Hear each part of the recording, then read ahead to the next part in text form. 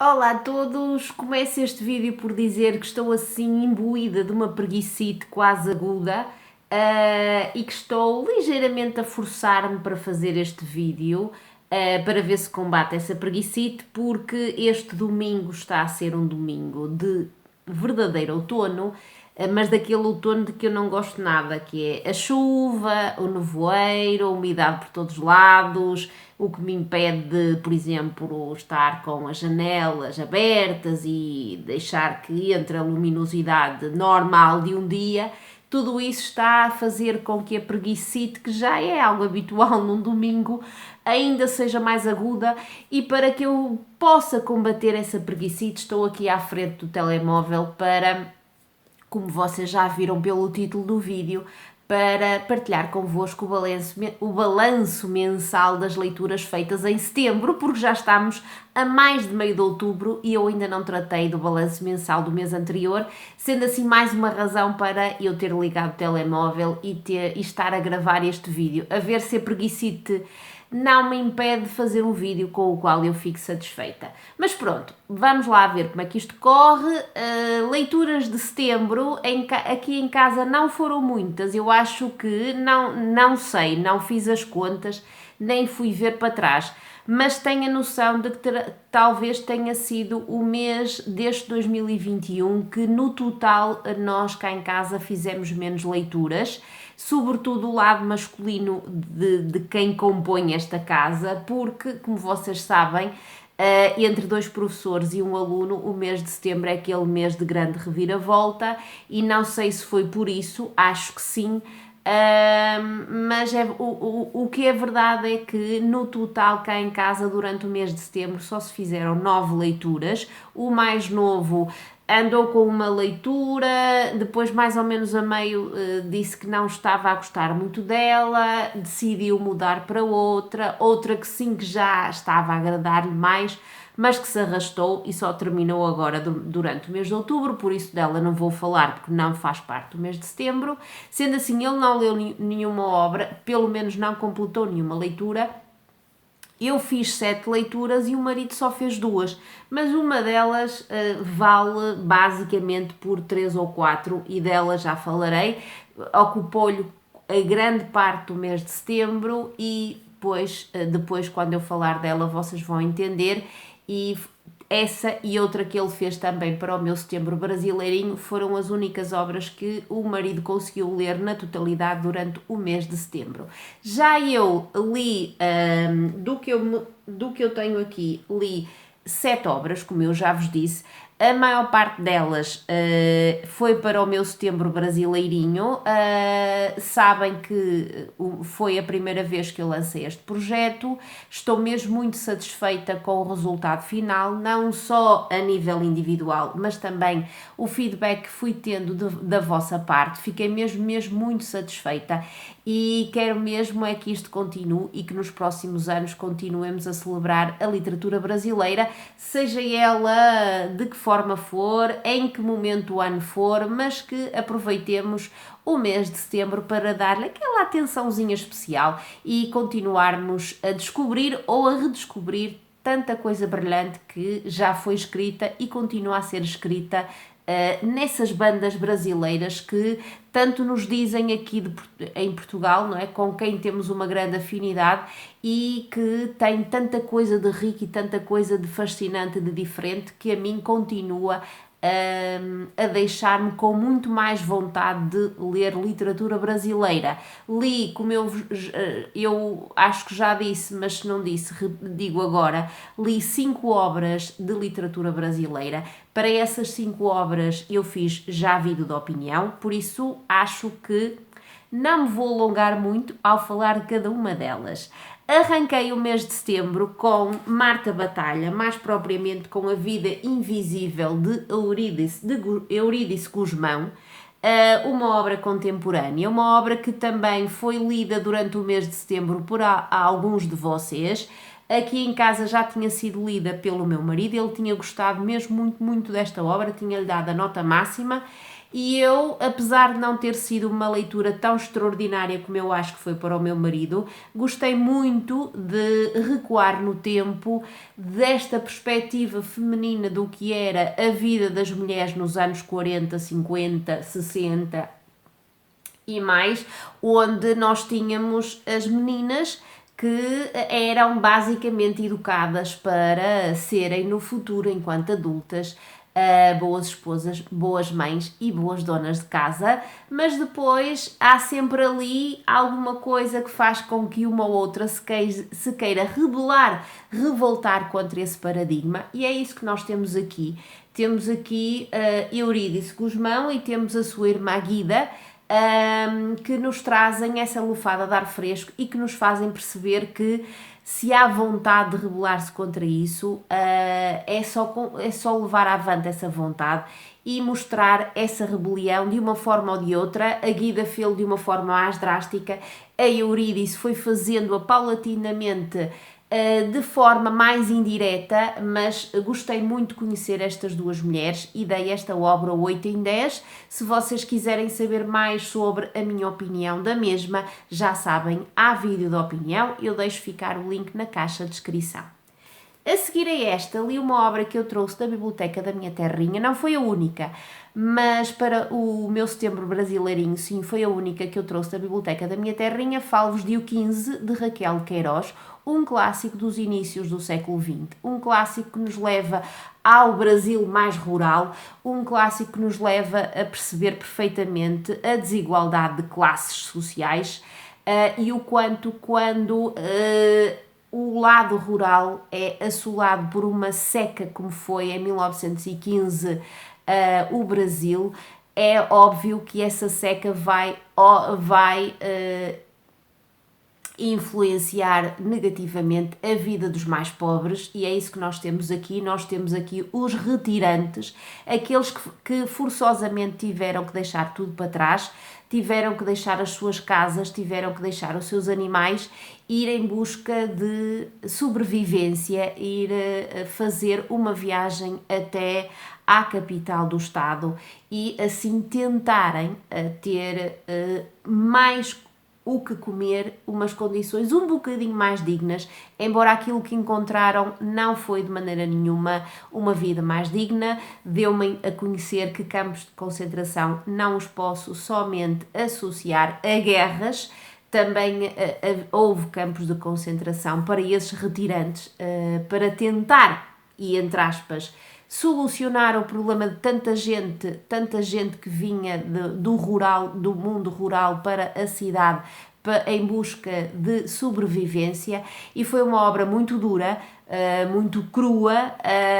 que eu gostei mesmo muito de ler e à qual dei 8 em 10. Claro que não disse, mas está aqui a capa, acho eu que deixei por aqui a capa da obra que li então deste 15 de Raquel de Queiroz. A seguir, já li obras da biblioteca de cá de casa. Li em primeiro lugar Torturado, de Itamar Vieira Júnior, e posso dizer-vos que foi a melhor leitura que eu fiz deste meu setembro brasileirinho. Foi esta obra fantástica que nos leva mais uma vez ao mundo rural, e leva-nos a conhecer uma família onde as mulheres nos conquistam imediatamente, uma família de descendentes de escravos, mas que, apesar de estarem a viver no século XX, onde a escravatura na teoria estaria abolida, continuam a ter um modo de vida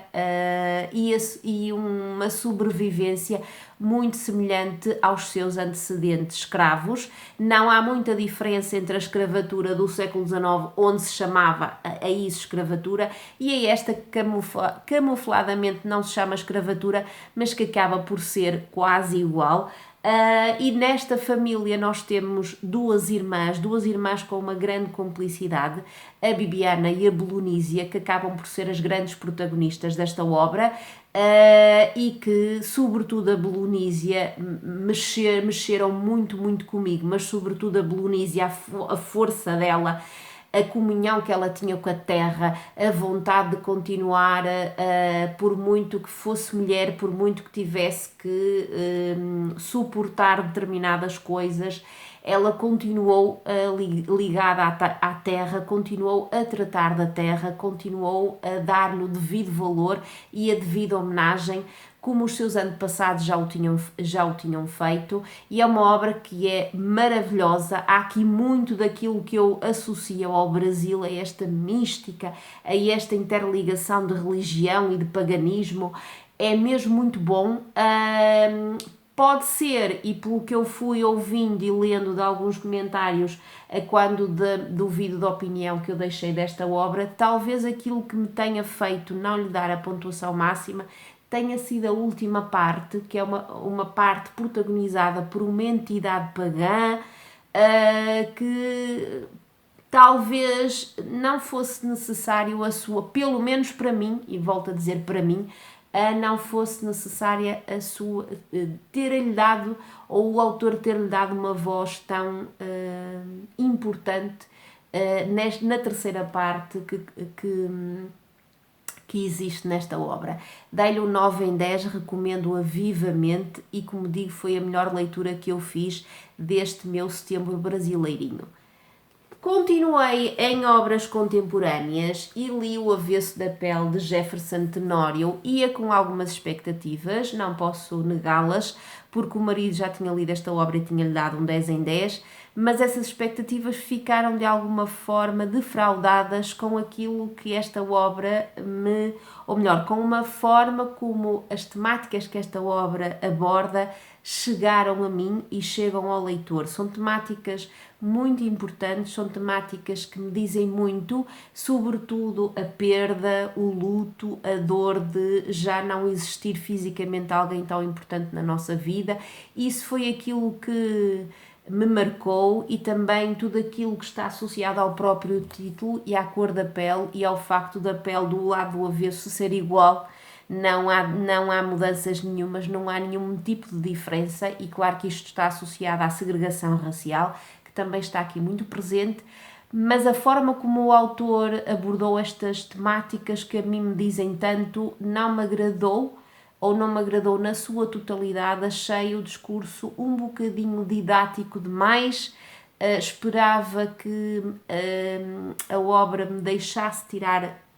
conclusões por mim própria e não me desse tudo de mão beijada. E foi a verdadeira razão pela qual eu só consegui dar a esta obra um 8 em 10.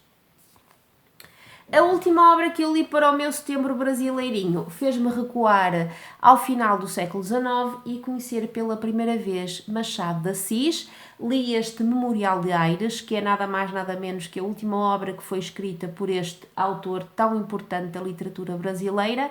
condescendente da mãe ou do pai, português ou portuguesa. E esta obra é uma obra que eu acho que o próprio tom dela e aquilo que aborda leva-nos a compreender ter sido escrita quase no final da vida do autor. Há aqui uma ligação muito suave e ao mesmo tempo desencantada, e ao mesmo tempo, como é que eu ia dizer... falta-me a palavra, convencida de que a vida é um tom que mostra que a personagem principal é um reformado ou um aposentado que já viveu muita coisa no estrangeiro, que é viúvo, que está basicamente conformado com aquilo que teve na vida, que vai aproveitando a família e os amigos mais chegados para ir preenchendo o seu dia-a-dia, a sua rotina, e vai-nos, neste memorial, neste diário, vai-nos partilhando aquilo que vai sendo a sua vidinha, o seu dia-a-dia, umas vezes com um tom mais terno, outras vezes com um tom ligeiramente malicioso ou sarcástico, e é uma obra que se lê muito bem, é uma obra que tem um final algo previsível e que foi uma boa entrada nas letras de Machado de Assis, mas eu acho que haverá obras deste autor que me agradarão muito mais e que eu quero um dia destes experimentar, provar, saborear. A esta dei-lhe um 7 em 10. Estas foram então as obras que eu li para o setembro brasileirinho. As duas obras que eu li a seguir foram de autores portugueses, embora uma delas tenha ali também uma pincelada de alguém brasileiro. Mas essa vou deixar para o fim. Vou então mostrar-vos que da minha estante eu retirei para ler em setembro de Patrícia Reis As Crianças Invisíveis. As últimas experiências que eu tinha tido com Patrícia Reis não tinham sido as mais entusiasmantes. Foram algumas releituras que eu fiz de obras que eu já tinha lido Patrícia Reis há bastante tempo e a releitura não me trouxe o sabor que eu estava à espera que me trouxesse, e então fiquei um bocadinho desiludida. E essa desilusão retraiu-me um bocadinho em pegar mais cedo nesta obra de Patrícia Reis, mas aquilo que eu vos posso dizer é que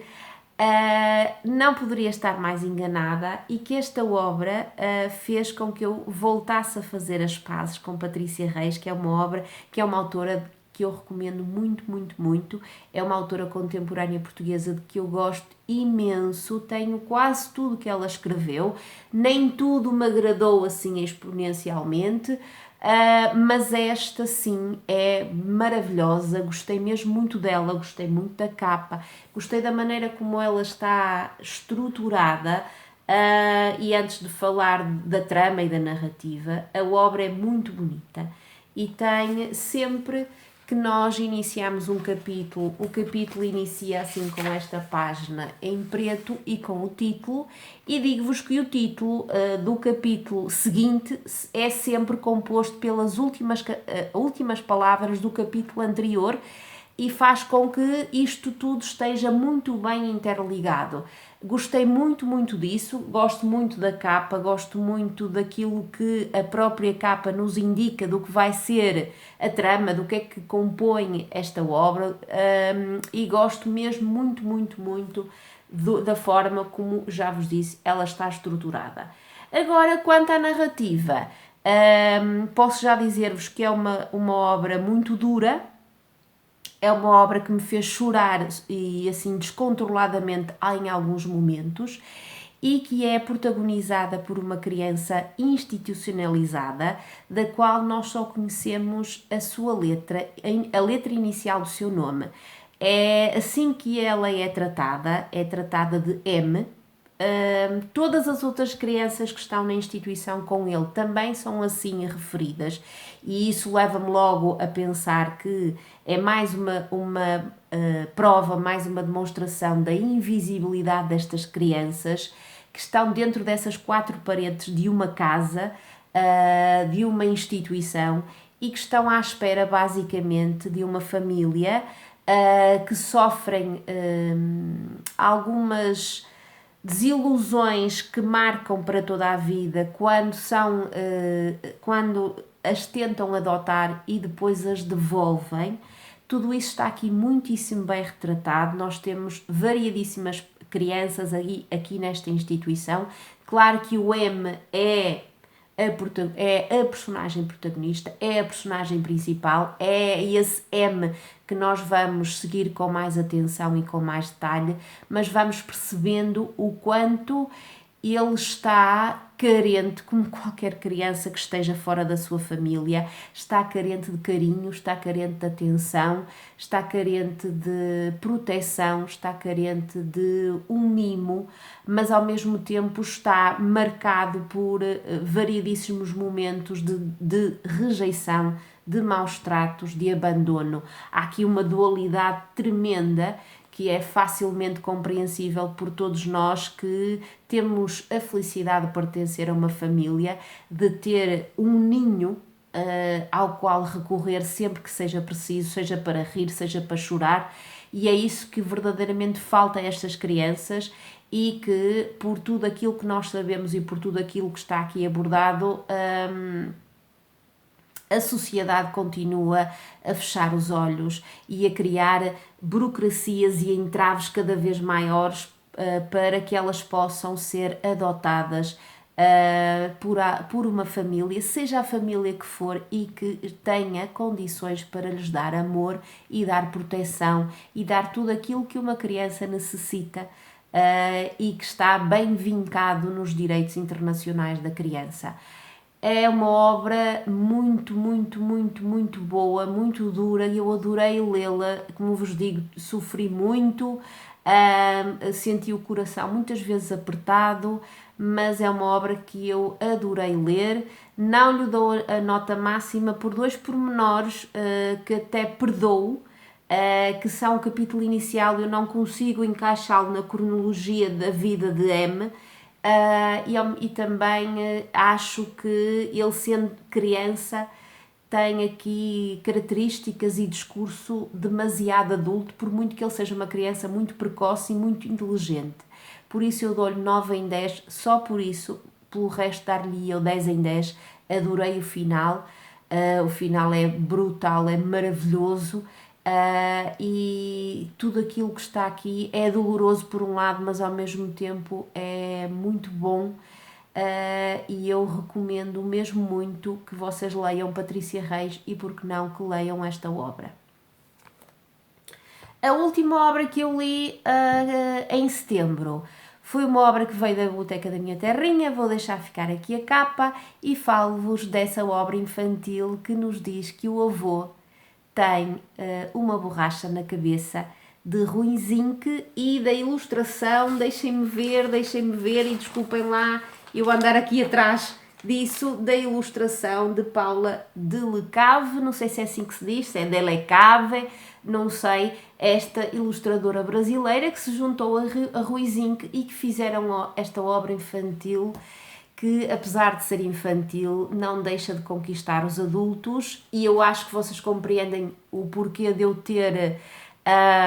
a ter querido ler e de eu a ter querido conhecer, porque já sabem